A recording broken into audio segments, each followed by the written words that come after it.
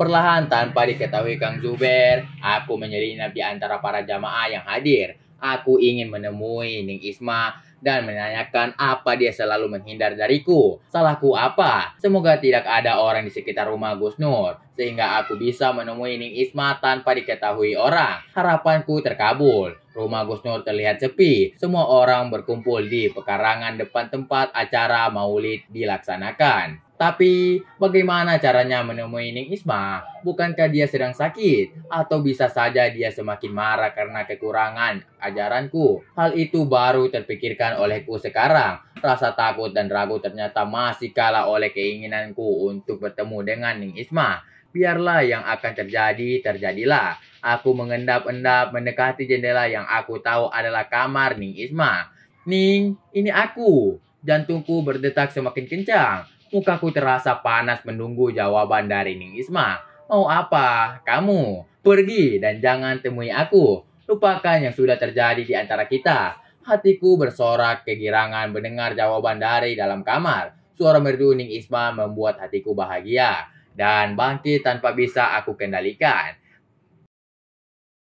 Kenapa? Nih, salahku apa? Aku berusaha membujuk Ning Isma. Entah keberanian dari mana yang aku dapatkan. Pergi kamu, jangan siksa aku. Seru Ning Isma dengan suara terisak-isak. Apa dia menangis? Apa yang membuatnya menangis? Ning, kenapa nangis? Siapa yang sudah menyakitimu? Tanyaku geram. Tidak ada jawaban dari Ning Isma. Bahkan suara isak tangisnya sudah berhenti. Ning, siapa yang sudah menyakitimu? Katakan, kenapa Ning Isma tidak menjawab pertanyaanku? Aku menempelkan telinga ke dinding kayu untuk mendengar lebih jelas. Sunyi, sangat sunyi atau mungkin suara speaker dari depan membuatku tidak bisa mendengar suara di dalam kamar. Kenapa kamu terus menggangguku? Din, refleks aku menoleh ke belakang. Ning Isma berdiri memandangku. Aku terpaku, melihat pipinya yang halus basah oleh mata. Akui, tanyaku bingung. Siapa yang membuatmu menangis bidadari? Ya, apakah kamu tidak merasa? Ning Isma menatapku tajam. Air mata terus mengalir membasahi pipinya. Aku menggeleng dengan keras. Usiaku masih terlalu muda untuk bisa menebak apa yang menyebabkan Ning Isma menangis dan menuduhku penyebabnya. Sumpah, aku tidak pernah melakukan perbuatan yang menyakiti hatinya. Kamu jahat, jahat. Ning Isma tiba-tiba memukuli dadaku. Rasa sakit tidak seberapa dibandingkan rasa heranku kenapa Ning Isma berlaku aneh. Ning, apa salahku? Kamu tolol, sama sekali tidak mengerti perasaanku. Ning Isma menarik tangannya dari peganganku. Aku sekuat tenaga menahan agar tangan Ning Isma tidak terlepas. Hebat, tenaga Ning Isma ternyata sangat kuat sehingga bisa melepaskan peganganku. Ya Allah, apalagi masalah yang aku hadapi. Ikut aku. Ning Isma menarik tanganku. Hampir saja aku jatuh tersandung. Apa dia mengajakku mengulangi kejadian? Diam, ada orang. Ning Isma meletakkan jari telunjuk bibirku. Aku mengangguk mengerti karena aku pun sempat melihat seseorang datang. Ning Isma membuka pintu dapur. Aku mengikutinya tanpa diminta. Assalamualaikum. Ucapan salam dari pintu depan terdengar samar, membaur dengan suara speaker yang sedang melantunkan salawat. Diam di sini. Jangan sampai ada yang tahu kamu di sini. Siapa yang datang? Aku tidak bisa mendengarnya suaranya karena suara speaker yang keras. Menunggu bukanlah pekerjaan yang menyenangkan. Aku tidak punya pilihan lain. Latifah dan Zainab yang datang. Gumam Ning Isma membuyarkan lamunanku. Ada apa mereka? Datang? Aku menatap Ning Isma penuh harap dia memperlakukanku seperti beberapa hari yang lalu.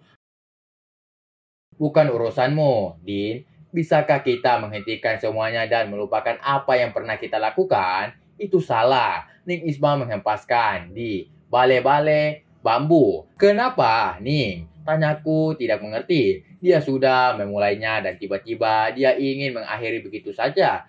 Tidak tahukah dia hampir setiap saat aku berharap kejadian itu kembali terulang.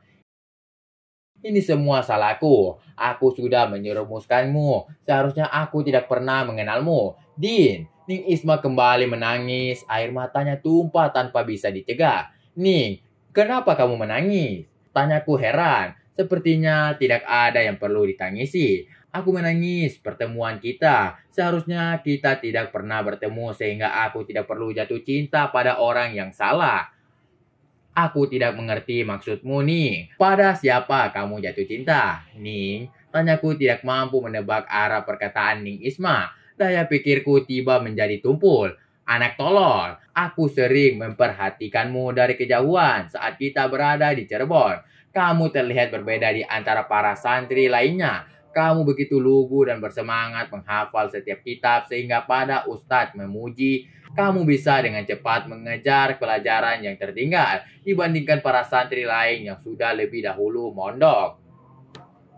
Kamu terlihat istimewa. Sayang usiamu jauh di bawahku. Usiaku sekarang 25 tahun, sedangkan usiamu 19 tahun. Jawab Ning Isma membuatku semakin tidak mengerti dengan apa yang dikatakannya.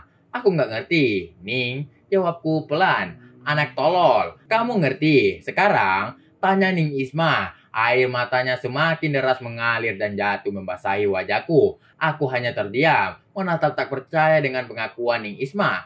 Tak mungkin, wanita seperti Ning Isma bisa jatuh cinta padaku. Dia bukan gadis remaja yang mudah jatuh cinta. Dia adalah wanita dewasa yang sudah matang. Ning Isma melumat. Oke guys, jangan lupa like and subscribe channel kami, biar tidak ketinggalan update video-video berikutnya. Jika ada kekurangan, saya minta maaf. Dan jika ada kelebihan, tidak usah dikembalikan karena saya orang yang ikhlas. Terima kasih.